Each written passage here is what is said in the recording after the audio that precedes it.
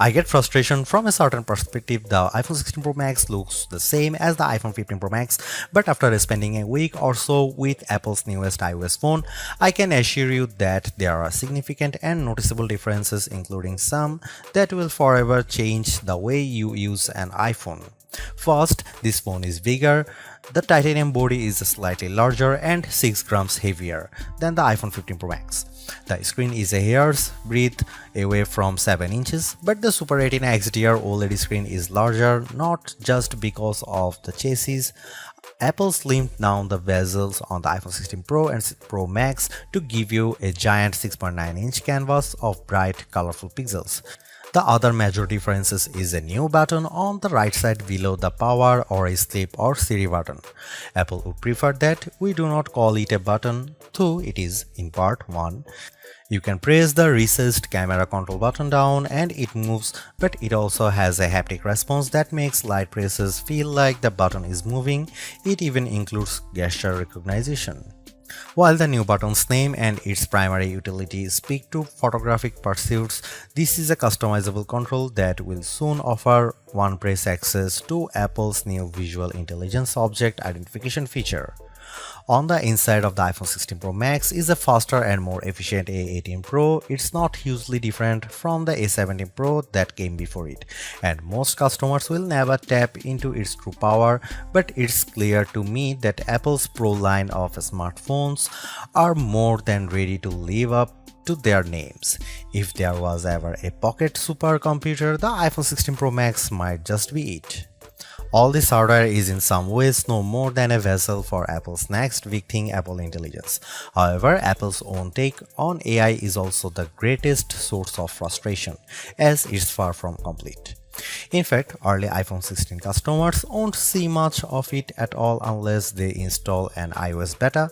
Features like writing tools, a prettier and somewhat smarter Siri, summaries of long emails, and Photos updates, such as creating your own memories based on a prompt, should show up soon after the iPhone 16 Pro Max starts shipping, but other features are essentially to come. There is no image generation, Genemojis, ChatGPT integration, or support for languages other than English, and Siri has yet to display any of its existing personal context capabilities, which might be Apple's secret weapon when it comes to winning the AI battle.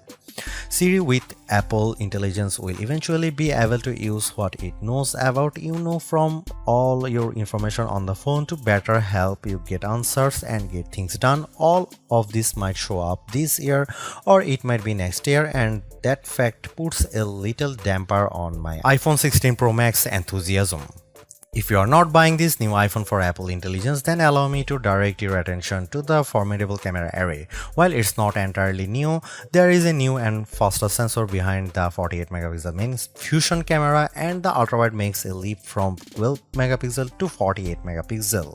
The 5x optical zoom is mostly unchanged, as is the 12 megapixel true depth selfie camera. There are, however, myriad new imaging and even audio tricks that I'm certain every iPhone 16 Pro Max owners will love.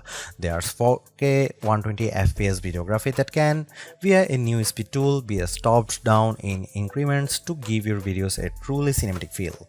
There are also new audio mix tools that, in certain environments, can add studio quality to audio that wasn't captured with a microphone. Apple has also added some new image styles and undertone controls that I'm not sure will get as much use as Apple would prefer. If you are asked to me, the choice between the base iPhone 16 and the iPhone 16 Pro Max is simple. You gain a ProMotion display, a 5x zoom camera, and Apple's most powerful mobile chip. The differences between the iPhone 16 Pro and 16 Pro Max, however, are more subtle this year. There's the screen size, 6.3 versus 6.9 inches, and the battery size, which results in at least an hour of extra battery life, and that's essentially it. The 5x Tetra Prism lens is now on both phones. Perhaps the only other notable difference is that iPhone 16 Pro starts with only 128GB of storage. In short, I love the iPhone 16 Pro Max. It's big, powerful, and for everything. Yes, I was playing a console level game on it using an Xbox controller because I can. It takes lovely photos that, even if you choose not to try out, the new styles and undertones are clear and color accurate. Apple Intelligence, which I accessed by installing iOS 18.1 developer beta, is a nice start with some cool features, but it's not yet a compelling reason to upgrade. I feel similarly about the camera control button. Don't get me wrong, I like the new button and I think it's full of untapped potential, but there's almost a bit of competition now between the 1-year-old action button and this new, arguably more sophisticated one. Those who buy any of the new iPhone 16 models will probably get a lot of use out of the camera control button and wonder how they used their iPhone without it. In the meantime, the action button might sit unused until Apple eventually shows it the door. The iPhone 16 Pro Max was announced at the Apple Glow Time event on September 9, 2024 and it's shipping from September 20. This is a larger phone with more screen, more power, AI and a brand new camera control button, but it still costs the same as last year's iPhone 15 Pro Max in the US and UK. It's actually a little cheaper in Australia. I'm not arguing that $1,199 for a 256GB iPhone is cheap, but at least Apple didn't raise any price hike by $100. Apple also made a point at this year's iPhone 16 launch event of talking about some big trade-in deals. Its point, I think, was that you probably won't be paying full price for these phones. The virtually identical iPhone 16 Pro costs $999 but starts with half the storage space. If you like big screens and want a reasonable amount of storage for all that 4K 120fps video, you probably want to choose the iPhone 16 Pro Max. The iPhone 16 Pro Max is available in natural titanium, white titanium, black titanium and desert titanium, which is the color of my test unit. I still prefer the black. It might seem like Apple's phone design strategy is now why mess with a good thing. In some ways, that's true. The iPhone 16 Pro Max doesn't stray far from the aesthetic first established with the iPhone 12, but also carries forward the myriad challenge made over the last few generations, like the smoothed out edges and new action button which replaced the silent switch on the Pro models last year. Its dimensions are close to those to the iPhone 15 Pro Max but enlarged by a few millimeters here and there. The 16 Pro Max is 163mm by 77.6mm by 8.25mm and weighs 227 grams. That's 6 grams heavier, 3.1mm taller, and 0.9mm wider than the iPhone 15 Pro Max.